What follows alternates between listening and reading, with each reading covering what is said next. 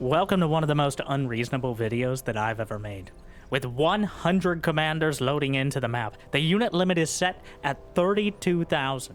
The name of the game is beyond all reason. It's based on total annihilation and made entirely by volunteers. It's open source, free to play, but it will cost you a whole chunk of your sanity and even more of your free time. So while you got a bit of both of those, it'd be awesome if you could smash that like button and maybe even subscribe. Help me counter the algorithm. And Jimmy, what do we have?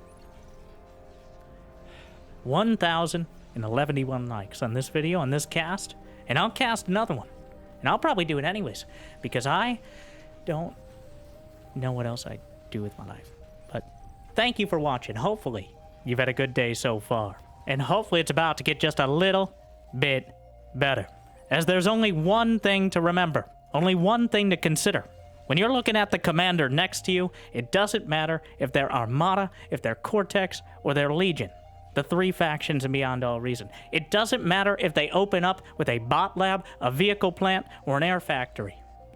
All that matters is whether they're red or blue, or one of the many adjacent colors, because let's be honest, having 50 colors is going to make things a little complicated. But you get the idea. It's team deathmatch. The last commander standing is all that matters. We start out with 100 on the field. I seriously doubt we'll end that way. In fact, it's not really possible to do so. But the commanders already making their way to the front line to claim those very valuable metal extractors. This is not a map. This is Special Creek, made especially for matches of this magnitude. The default game mode is 8 versus 8, which is already exponentially more units than you usually see in your average RTS you might be used to. But here, well, above and beyond, as both sides already move into the front line. Mr. Marl whips out the D-gun and shows that even with a disintegration gun that can one-shot any unit in the game, you still have to aim a little bit. And that issue is one of skill. But, of course, there's no substitute for that. So, both sides getting those early metal extractors worth about 2 metal apiece per second, which is significantly better than nothing. Not a lot compared to the sort of conversion we'll get later on, but it's a good start. Wind is at 10.5 on average, which makes it a solid option as we move into the much more dramatic fusions later on. But both sides move into the front line, using that metal, digital, getting some of those Legion metal extractors, which double as energy as well, throwing out some early laser turrets. Ooh, we got some big dactyl energy here. Obviously, moving up to the front line, building a Legion vehicle plant and a bunch of turrets right up in the face of the blue team.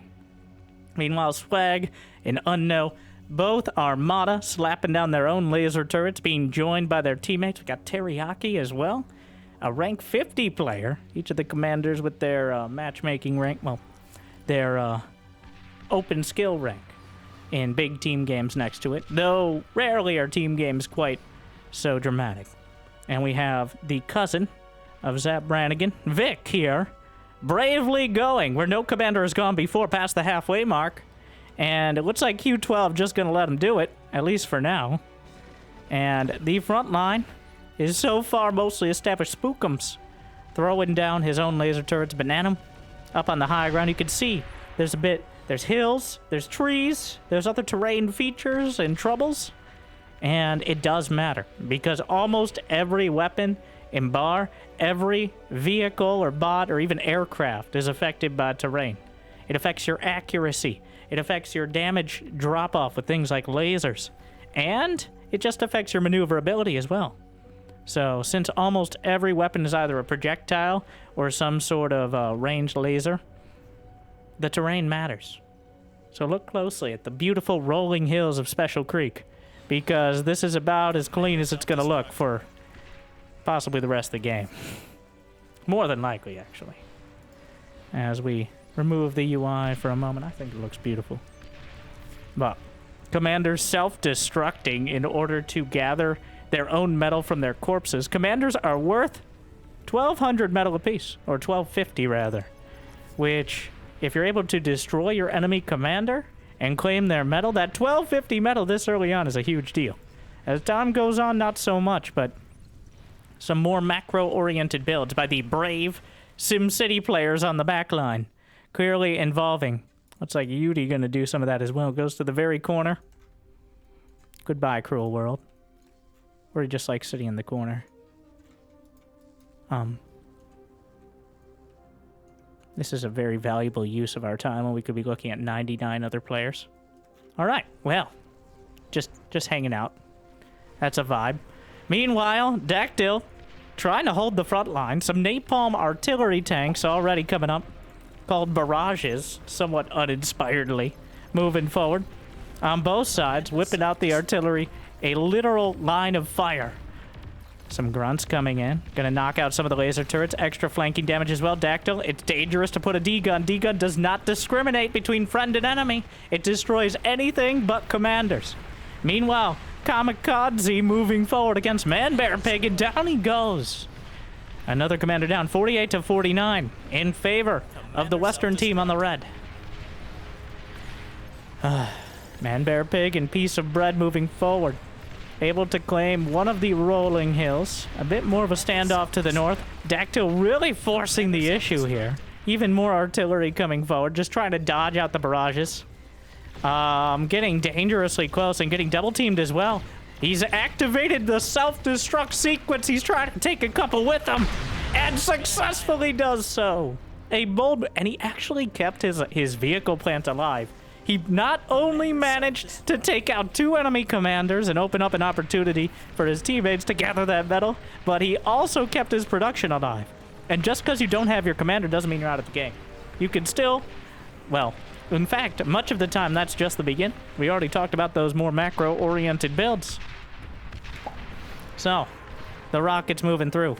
But by no means, as long as there's still one commander on your team, you can control any of your units, your constructors, build everything. You just gotta play it like all those other boring RTS that don't have commanders, Supreme or otherwise. Commander self-destructing. Or commander self-destructing, but it does look like the blue team is moving forward. Let's just get an overview of the lines here. To the north, we got Bananum, Nettle Please, trying to get some anti-air up. A whole lot of walls as well to try to block some of the rockets. Very effective if you're going up a hill. Which, you know, makes sense because rockets fire in a straight line and the literal height of the unit does matter. Sorry, my short rocket bots, but we do discriminate. Simple geometry. I'm just going to get a bit of a different perspective here on the front line. As, of course, the camera is almost as all-encompassing as the strategies. But blue still moving through digital. Or digital op. Okay, I'm not going to try too hard. Big D-gun slices through a lot of the whistlers. The missile trucks chipping away, bit by bit. They don't do a lot of damage, but they do it very regularly from long range. Early on, one of the most annoying units to deal with in any form of the game. I'm editorializing, but you know, I'm allowed to do that. Meanwhile, some Janus medium rocket launcher trucks here. Moving forward. Lexon, one of the contributors to the game, thus the little plus sign, indicates a contributor who's helped work on the game as well. One of those volunteers we talked about. But right now, contributing a bit of a liability to the front line. 24% getting repaired by MX on the side, probably hoping he learns to dodge a little bit better than he has so far.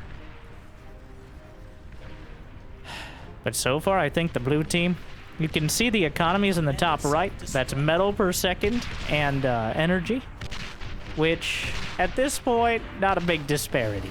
Grabbing a few more metal extractors at the front will help out a lot, though. The cheapest way to get more metal. Ooh, some mosquitoes. The Legion gunship. I do love the look of them. They stockpile rockets to fire off in a volley, then eventually can back off and restockpile for another round. Teriyaki, definitely one to keep track of up to the north side. As Swagzer, the mosquitoes, there's very limited anti-air, and a run-by also coming in. Knocks out one of those vehicle plants on the front line. The Goblin Horde making its way by with some of the ballista rocket bots. The smallest bot for the Legion. Artillery trying to make its way past the creek here. This is the creek on Special Creek. Most units, I think, can traverse it, besides maybe ticks and cats, I assume. Yeah, the blue team definitely making a lot of progress.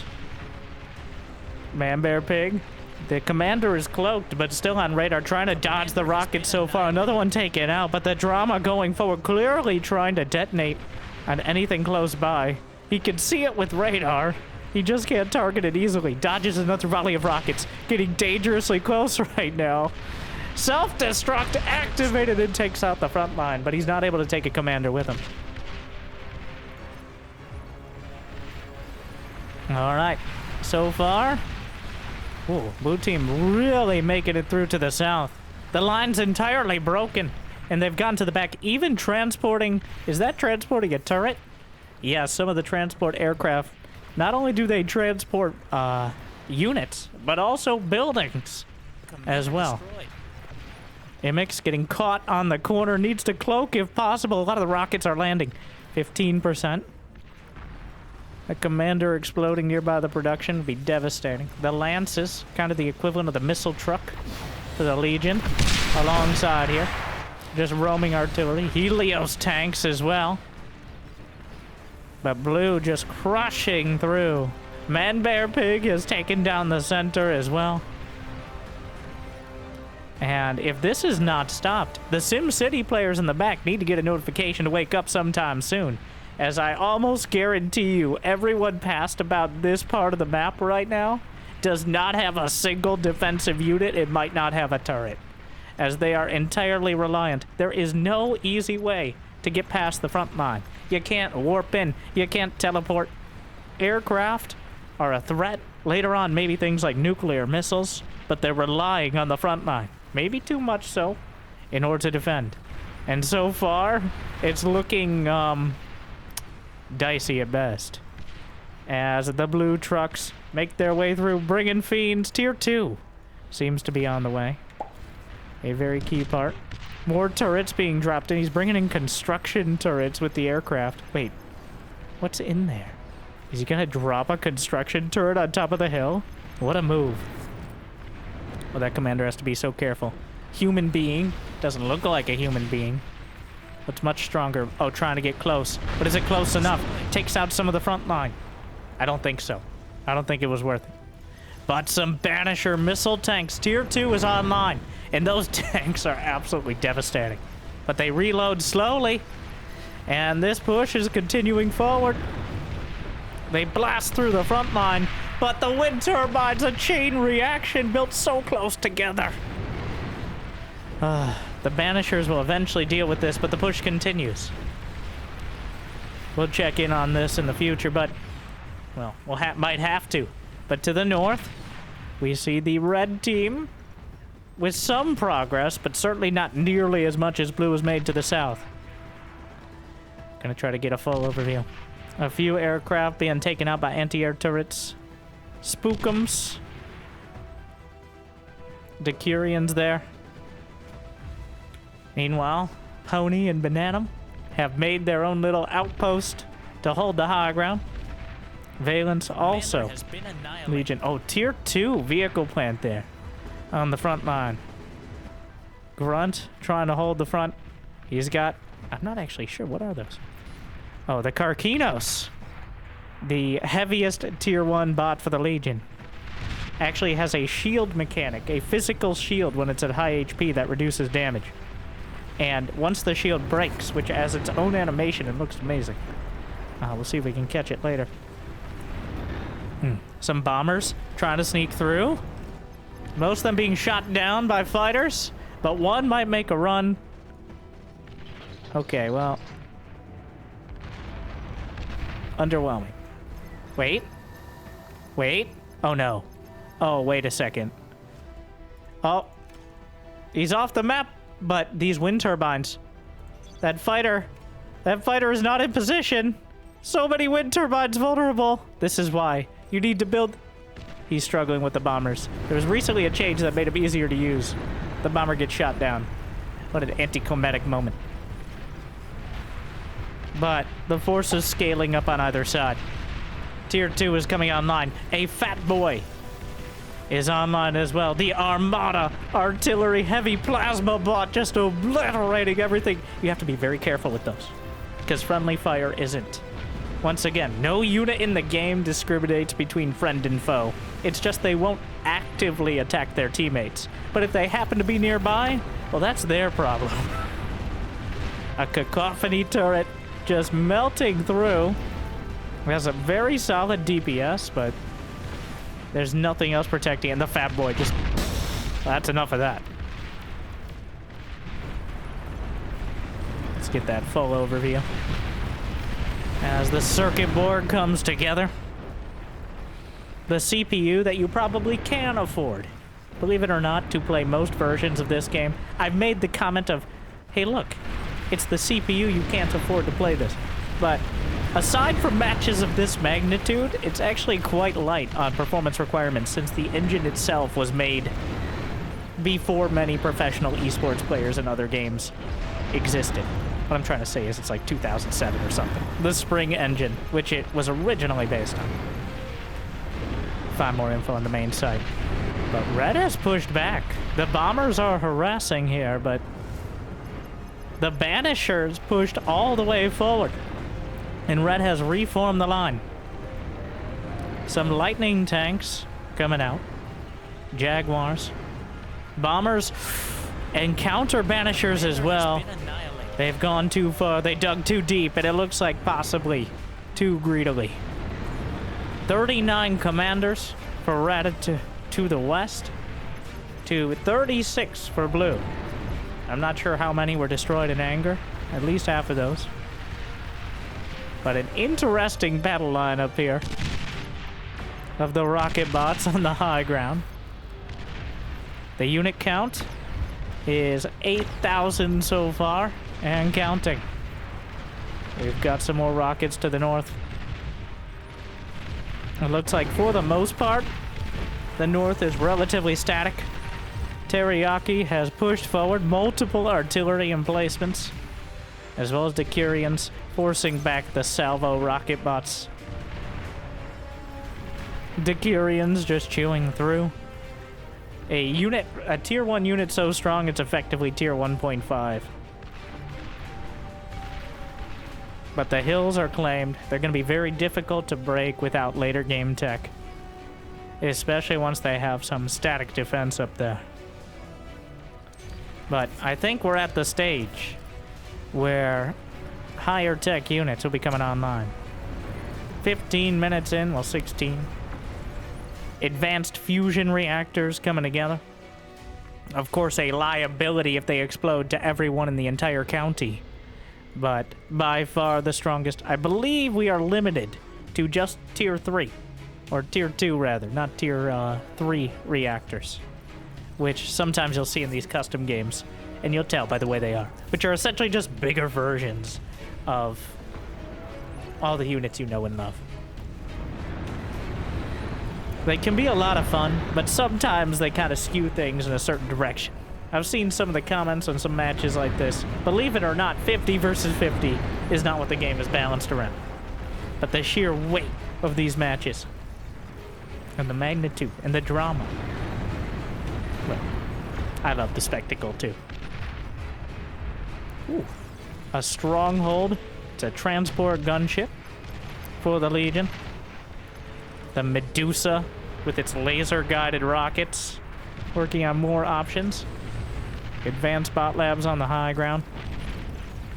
I hear more Fat Boy shots coming in. Very distinct. The Banishers just unleashing salvos, scouring the front line. Some sharpshooters coming out as well. Yeah. I like how they hold a little pistol. But one of the strongest units for countering entrenched positions. The sharpshooters almost unequaled in range in tier 2 and can snipe off tier 3 units with relative ease as well. Of course, they're incredibly fragile, both emotionally and physically. So, they'd be in good company in the YouTube comments. The Banishers exchanging fire across the DMZ. Well, looking more MZ right now. Radar jammers, goblins, as well holding the line. No, not too many of them after the Banishers. Get a salvo off. A bombing run. Yeah, are there any? Where are the fighters? Where are the fighters? Oh no. Well, they're just gonna bomb their way through. At least some scattered economy here. A couple bombers will go down. Alright. Jimmy! Just going right through. If they can get to the fusion reactors. They don't, they have very low vision, but some fighters are being pumped out to counteract them. Gonna work their way through the economy. Tier 2 fighters will cut them out of the sky quickly. But is it quickly enough? They get another run. And not even hitting the construction turrets. Almost a panic build of fighters on the back line. But Yudi, oh, there's this. I knew he was looking to self-destruct. It's just he wanted to contemplate life for a while before he did it. And Yudi's able to pump out the fighters in time to deal with it. Let's do a dramatic pass. Always love going past the front line. You see some rocket bots on the far side. Adding more artillery. It's been such a hectic game to the southern side of the map. But the north has remained relatively static, which means they've been able to build up heavier and heavier weapons on either side without being dislodged or having to reposition. And that's why you see so much going down up there. Looks like some drones. Just constant rocket salvos, the Medusas. What do we have here? Are those Phoenixes? Oh, one of the most cinematic. The heat ray bombers. I'll just let them, yep. Making strafing passes on the front line. Knocked out of the sky, but helping to deal with some of the static defense. But on their own, now we have constant streams of Tier 1. The goblins being sent out and an incinerator burninating across the countryside. The Legion has mustered and pushes forward. Teriyaki is trying to stand still, but he gets hit. He's not even able to take out the incinerator. The Fat Boy is trying to counter. I'm not sure. I think the Fat Boys outrange it. Yeah, they're able to take it down. The Pulsars.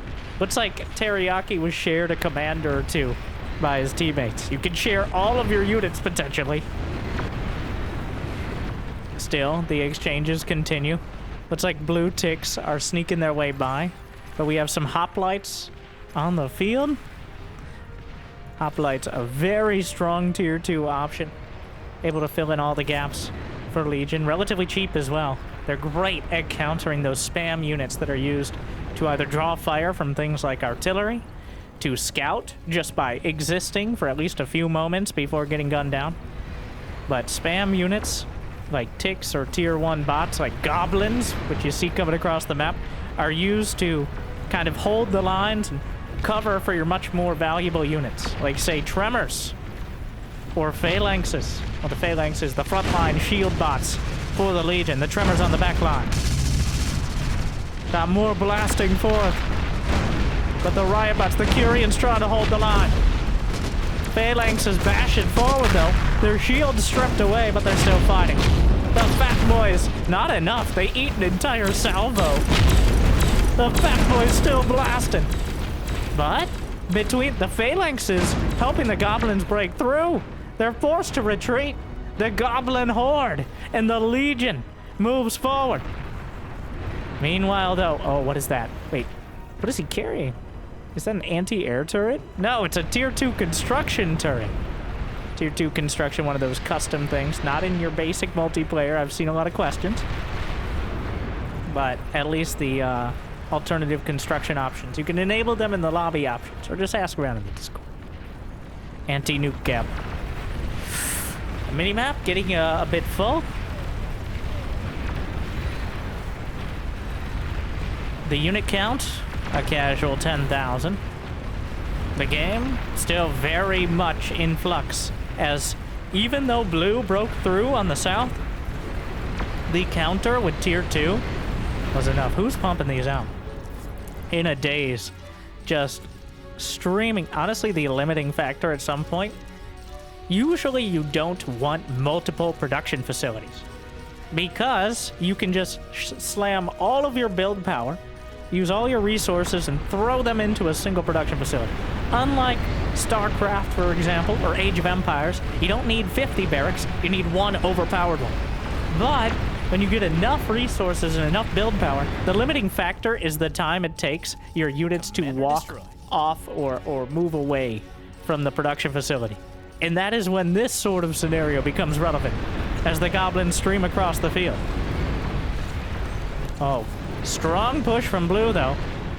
Quite a death ball coming together. They've got some sharpshooters in the mix there. Some banishers moved in. A blob, technical term, of grunts as well. But there's some artillery on the high ground, making it very difficult to push forward. And a bastion energy weapon is coming together, though it's going to take a while at this rate. Trying to move in on the sharpshooters. The battle continues. Things still getting dramatic. In fact, it's so bright right now. Oh, why did we turn Bloom up so... Jimmy! He likes the lights. Can you blame him? Let's quiet it down a bit. Atomic bombers! The liches from Armada. Moving around can one-shot most Tier 2 units, like so, and everything in the general vicinity. Some anti-air fighters looking to counter them, but they retreat behind the lines. They're also very tanky, and not nearly tanky enough. The fighters are sliced out of the sky as well, but breaking the push was the purpose, and that purpose was fulfilled. Hoplites holding some arquebus railguns as well. Walls, the battlefield scattered. Just to continue. Okay, I think we went too far with it. Let there be light.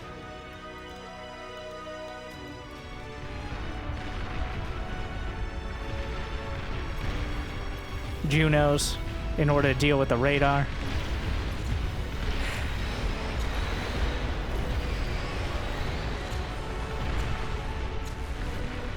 The static defenses continue to build up and be knocked right back down by the slightly more mobile units like Sheldon's.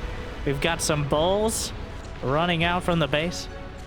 The lines are drawn. The goblins still being sent into the bot grinder. The tremors really not discriminating at all. But some gunslingers out in front as well. Quite a play. Some ticks to counter. Ooh, drone carriers adding to the unit count. 12,000 units. We're getting to the point where even my overpowered PC may start slowing down a bit with the magnitude of units out there. And still 20,000 on the board. Was that a nuke? No, a commander was taken out in a key location though, sniped. And that breaks up. There's a hole in the defenses. The ticks are streaming through. There's not enough to cover the gap. The blue team is breaking through. They're streaming into the pass. The ticks are gonna cut through the economy. There's another commander at the back. They have to be so careful. If this commander gets taken down, it'll open up an even wider gap. And even ticks can do so. Atomic bombers trying to counter anything breaking through. Digital! 4%. I keep saying digital, but that's not his name, is it? The atomic bombers are covering the gap for now, but the welders are breaking through. They're behind the hill.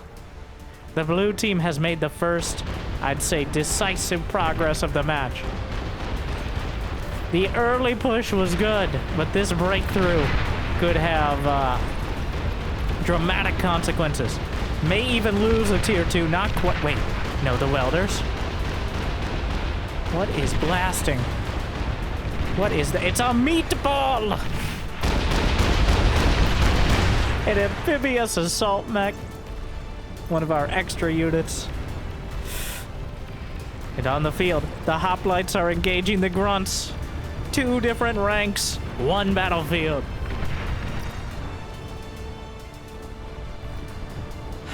Meanwhile, fighters overhead, waiting for their opportunity. Fighters are so incredibly fragile, as you might expect. The gap was hell. Blue unable to break all the way through. And red now streaming units in to deal with it. But you can just see the economy stretching out into the distance. That battle to the north. Let's go take a closer look. There's been so much happening down south that the fact that they have shields up over here to deflect the projectiles.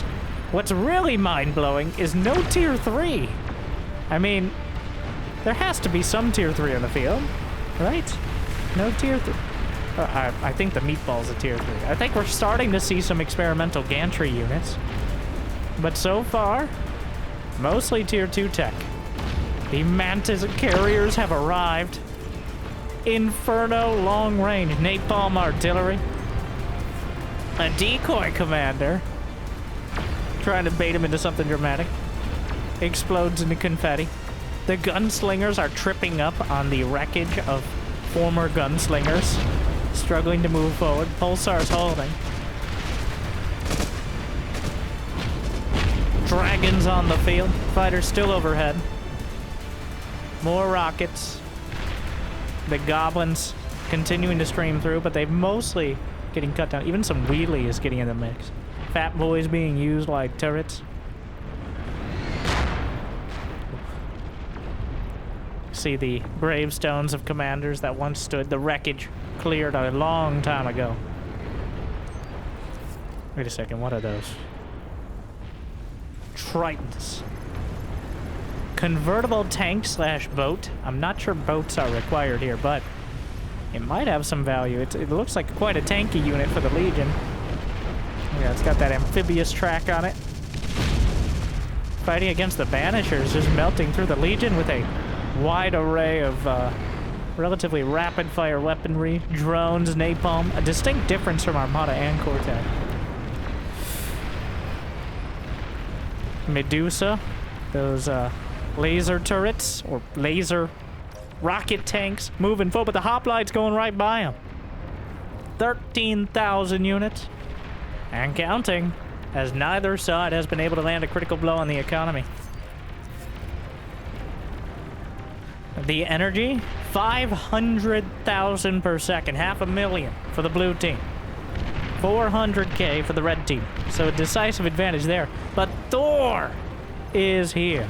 The Armada Terminator tank with a chain lightning attack and EMP missiles strapped inside that you can fire off manually.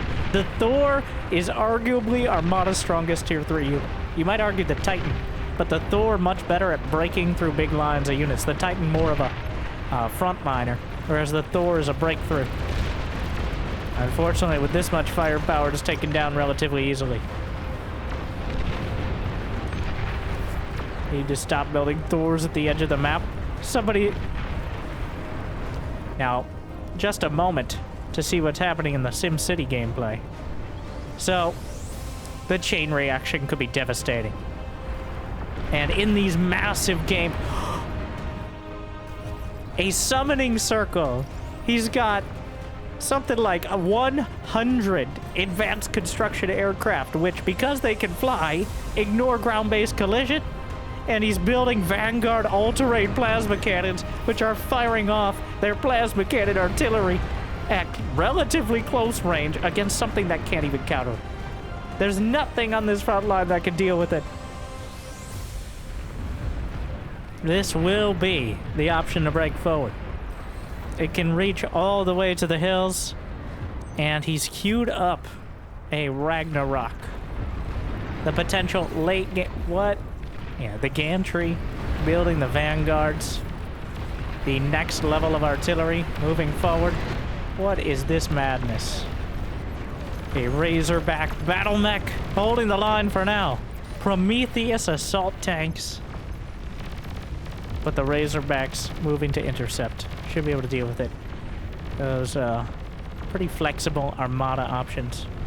Armada has a lot of specialized options that are very good at their jobs.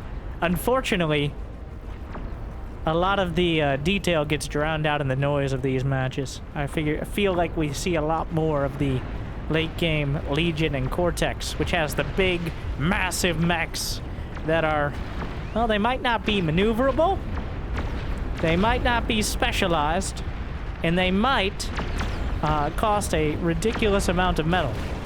But they certainly command attention in the room itself. And that's why they modeled them after your mother. But, oh my. Let's just... We're gonna spam continuing for 14,000 units. Streaming across the map. That does include the buildings on the back line. But there's so many tiny units moving forward. Anti-nuke intercepts nuclear missiles being launched. Catapults as well. The rockets. The vanguards using that high trajectory fire.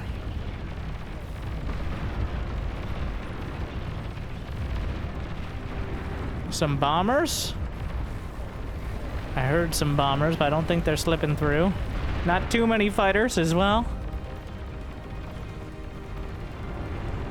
And how long? 30 seconds. What? He's building a Ragnarok in like a minute. But the pushback. The Juno salvo across the line will wipe out the radar and a lot of the smaller units. The anti-scout missiles. The Ragnarok's about to come up. I don't know if they know about it, but they're pushing forward like they've got something they need to accomplish. And those are... Is he using mass transport? He's got the transports queued up here. Wow. They may do an offensive tower drop, but Ragnarok is online. The rapid... Oh, no. The direct hits on the economy. I don't think the shields are going to be good enough. The fusions will be hit. The chain reactions will begin. And we'll just have to see what kind of damage is left at the end. But the plasma cannon somehow hasn't triggered. The deflector shield is just bouncing the shots away. They're trying to move forward. Somehow the plasma cannon, he decides to change targets towards the center. Going around the edges. There's a counter Ragnarok building there. The shield is holding for now. 15,000 units. Both sides going to be escalating things dramatically with over 500,000 energy. 750k for the blue team. Some demons burning as well. But the Inferno, Tyrannus to counter. And the Sol Invictus. All systems nominal. The juggernaut of the Legion. Up by... There's a counter, though. The only counter to a bad dude with a Sol Invictus is an even badder dude with a Sol Invictus. Has massive heat rays, shotguns on the side, flat cannon strapped to the back. You don't want to be too close to that thing. It doesn't really matter too much which team you're on. Some bombers? Wait. Is this a turret drop? Light laser turrets are dropping in the back line. He's not dropping units, he's dropping turrets. Is it gonna work? A single turret could make the difference. The fighters slice them out of the sky. I don't think I've seen a turret drop. And I still haven't, as they struggled to move past. But between the Ragnaroks and the Vanguards, the artillery of the blue team pushing through. Nukes intercepted. There's plenty of launchers at the back, it looks like. They're trying to hold, but the south is breaking yet again. 15,000 units. The Ragnarok continues to unload, and there's the hit. A counter nuke hits the front line, but there's clearly anti-nuke to defend the Ragnarok. Nuclear missile at point-blank range, dangerously close, but he's gonna hit the Vanguards. And wipes out some of them. Most tier 3 units can take a nuke. Vanguards on the weaker side of things. Sol Invictus moving down. The north is still stable. And quite a dramatic exchange. At least for now. It could break at any moment, but they've had a lot of time to become entrenched. Let's get the full overview. It really tells the story. 850,000 energy for the blue team to just 620 for red. And that's not something that's easy to overcome. You're not going to outbuild that. You just need to cut them down to size. And that bottom right corner, from our perspective, is clearly the place to do so. A single stray plasma cannon shot could definitely make the difference. The hard part is getting it there.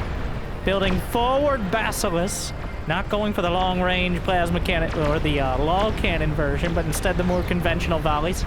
Multiple shields holding for now. More nukes intercepted in the sky. Those are the big flashes you're seeing with no seeming explosions. There are multiple long-range plasma cannons on the front line, exchanging fire. The shields are holding, but they're energy-based, and they have a finite amount of HP. You can overwhelm them or circumvent them. Phoenixes, as well, strafing. The Soul Invictus. That Ragnarok still unloading, as well as a whole bunch of Basilisks. He's continuing to try the turret drops. I do love the gumption. All right. It's a bold move. The Titans falling one by one as they try to go forward. The catapults and direct hits at near point blank range. The Basilisks don't have collision. You can block them with other turrets and they'll shoot through, just for functionality reasons. Most turrets can actually be blocked by friendlies or enemies. But the Phoenixes just blazing through the Titans. Mostly uncontested. The Ragnaroks find another target. The deflectors bouncing it into the vulnerable parts of the base. Another hit. The fusions barely survive it. More nukes intercepted. But Blue is clearly making so much progress. They're up 300k energy now. Sol Invicti. Invictuses is up against Praetorians. The smaller version of the top tier Legion mech. What is this? What are you doing now? Is he dropping mammoths? What's in the... They have mammoths. A mammoth drop!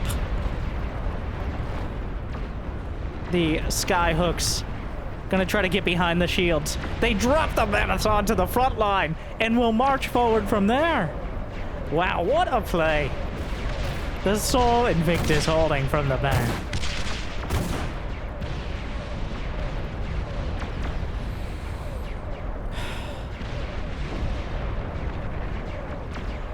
What a battle. Blue still. They're starting to clear the field with the Ragnaroks. The nukes being sent out. Another... Wow, really using the mass skyhook drop. Another reaction. The shields are failing. The drops are breaking through. I don't even know. They just have laser turrets. Yeah, I mean, whatever works. A nuke on the front line.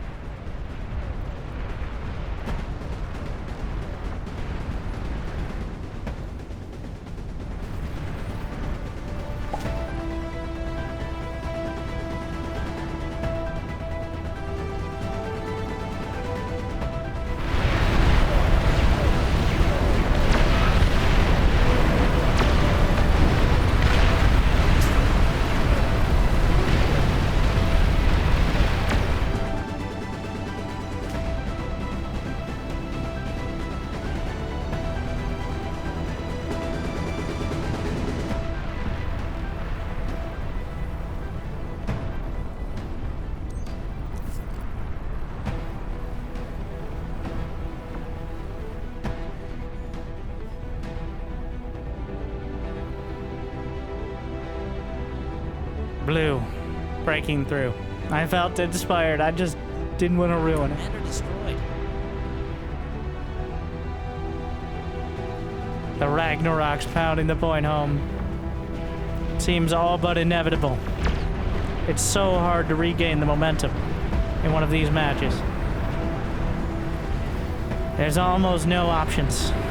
But the ones on the table are still dramatic. The dragon's trying to break through a very forward Ragnarok.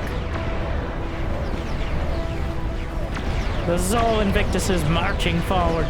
The wreckage scattered across the battlefield. The dragons burning out some more tier 3. Titans trying to hold. Behemoths on the field.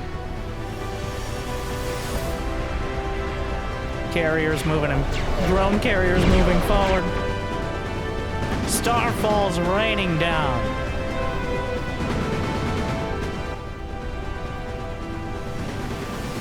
Into the gap where they were trying to rebuild some basic defenses. The nukes being intercepted still.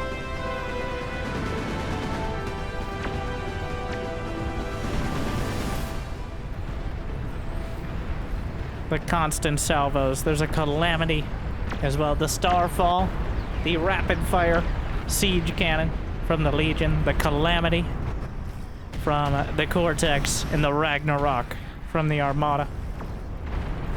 Starfall are pretty significantly different, whereas Calamity and Ragnarok are relatively similar. The last Sol Invictus of the Legion, trying to hold that last corner. Some semblance of stability as the stars rain down. I have to see what's going on. Oh, he's got a firestorm of phoenixes. Nukes, though. And Sol Invictus, when they explode or self-destructed, are like a mini nuke in and of themselves. There's so much metal on the ground. I'm gonna... Oh, a Juggernaut is surrounded and killed. Let's see if I can see how much metal. 500,000 in just wreckage on this part of the field. You see the tier 3 wrecks. Nobody can get out there. Forget about rezzing. Reclaiming, maybe, but probably not. It's just an obstacle at this point. The Juggernaut. I think its single target is better. Another mass turret drop. Maybe this time. They've softened up the defenses. I think that continued drops. The fact that the fighters are still responding. A testament. Fire. My life. Oh, I think he meant air. But let me have this. And more drops as well. Not just the frames, but also whatever's in those skyhooks.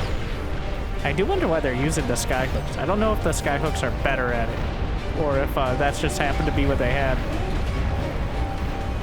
But tier 3 battling it out. The Sol Invictus are holding. 100 kills, 27, 30. Don't talk to me or my sons ever again.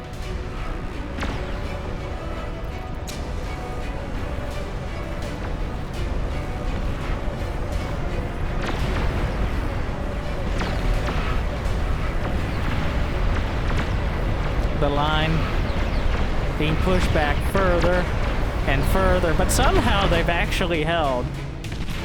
I guess they're going through quite a gap here. There's multiple shields, a wave of Junos, more nukes. They're just firing them off there.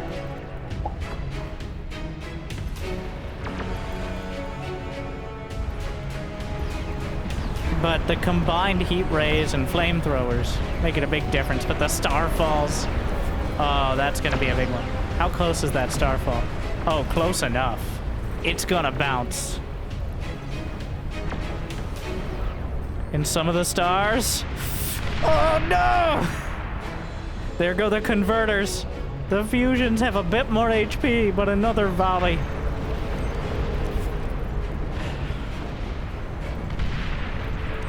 Juggernauts still working their way forward. The next volley fires. Those Sol Invictus holding the line still. But he's using the shield. Oh wait. Oh, cores out another chunk of the base.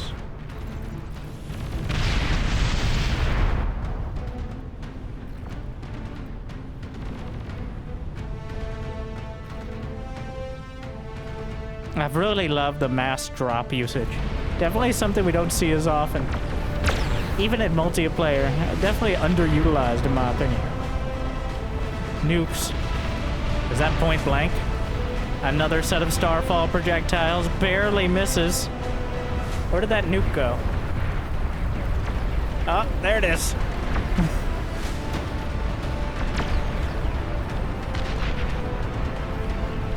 Intercepted. Starfalls splaying off the shield. And oh no.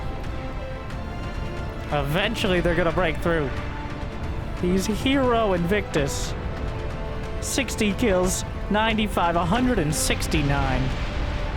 A very nice defense. What do we have up here? More Soul Invictus.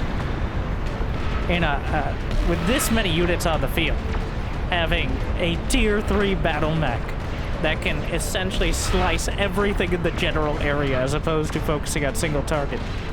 The Juggernauts, trying, but the Legion, definitely the flashiest here. Even if the plasma cannons of our modern Cortex were the deciders. Another drop! Is that a mammoth drop? Oh, wow. I am loving the drops. Dropping the bass like it's a Skrillex album right now. I don't know if they were able to land. I don't think, maybe one or two. But more Soul Invictus making it further forward, starting to work their way through the defenses. The trials and tribulations to the south are not affecting the north quite yet, but they will soon. It's almost like they're in another game. But the south has fallen. They're working their way up the creek. The center, more nukes landing. Shields failing. Half the energy now. Meanwhile, the entire half of the map consumed. Fusion reactors up to the center line. I like how you can see the explosions permanently damaging the terrain. Almost all of them on red side. And that trend will certainly continue.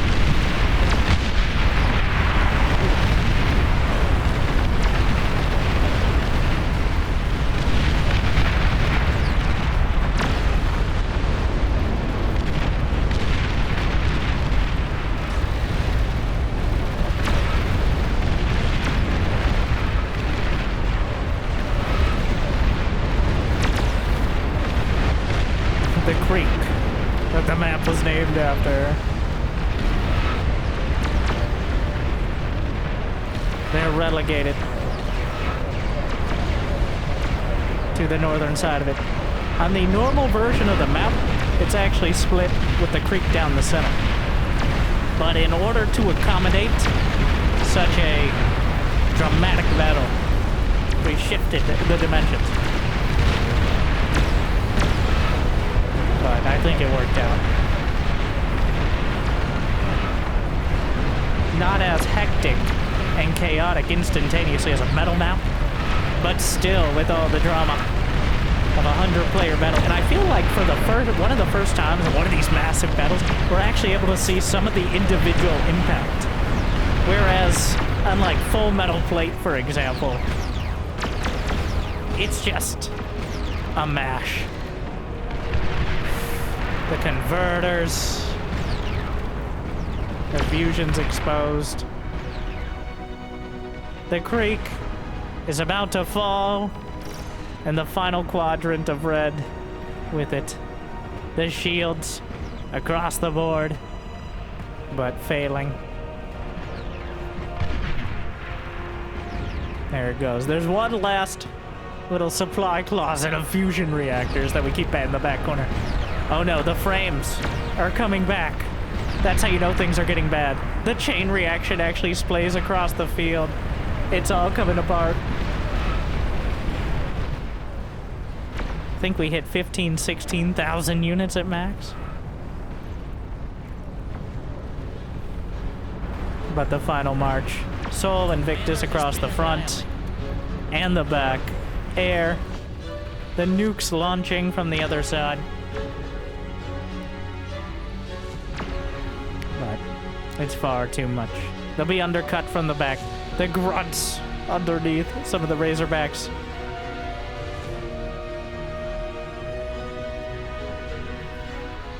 Starting to cut their way across the creek as well.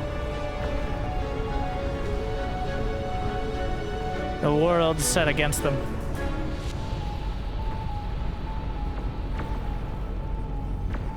That's it. That one's gonna be big. This reaction. What a chains! And it just keeps going. The reactors so close together in a match such as this. A nuke actually counters them coming across the creek, but a summoning circle of aircraft has already brought a gantry in. The dragons are trying to hold, but the back line is faltering. The juicy fusion's exposed and ripe for the picking. The Soul Invictus bringing them to a righteous boil. And across the map, it's total annihilation.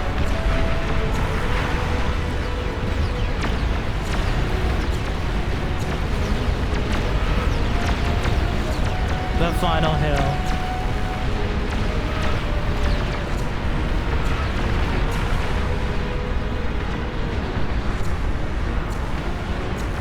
The skyhooks coming in again. What do they got? Oh, that's another big chain. What is...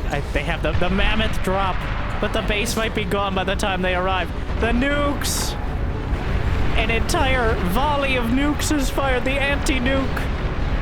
It only takes one. It doesn't matter.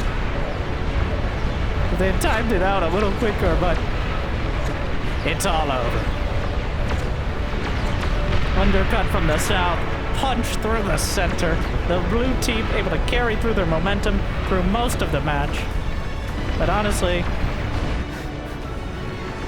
the anti-nukes, another volley fired. Eventually you can overwhelm it. But, is it necessary?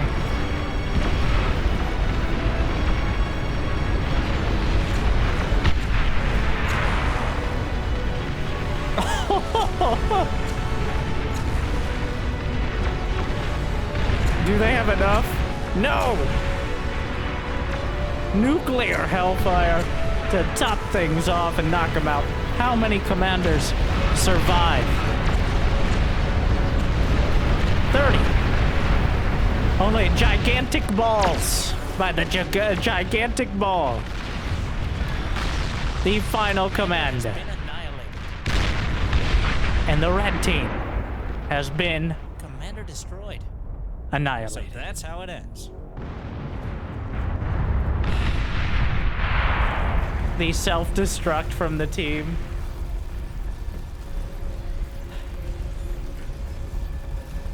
No. All the orders still being carried out. I loved how you could see some... We saw more individual unit play. Well, that's what happens when you're not on a battle map. Alright? A lot of these we see like either a huge amount of teams and it feels like double teaming. Just not on purpose, accidentally, but here, with a more normal amount of resources, the scaling a bit smoother rather than a spike, and a wide array. Every faction and every sort of unit, I guess besides boats, but finding their place. I love the Vanguard cannons from Armada, which has a lot of those sort of niche units that are very good at finding weaknesses. The Soul Invictus, a clear center point, and a lot of those Legion units, so distinctive because they are part of the Legion faction, which is developed exclusively for Bar, whereas Armada and Cortex, to my understanding, based on their Total Annihilation and previous game counterparts. So we're gonna have the arm, the core, but never skip leg day, and never skip light day. It'd be awesome if you could smash that like button and subscribe. If you got the means of motivation, check out Patreon or YouTube membership. But like and subscribe is still free for now. So thank you for watching. Make sure to check out the Bar Discord. These massive games are organized there. You'll still find some pretty massive games on a regular basis, but the special events are the ones we get these replays from. But I hope you enjoyed. We're going to be trying to upload slightly more regularly here on the channel. No guarantees, but I mean, you made it this far, so thank you. I can tell. You're breathtaking. Thank you for watching. I hope I made your day a little bit better. Good luck, have fun. I'll see you next time. Stay tuned.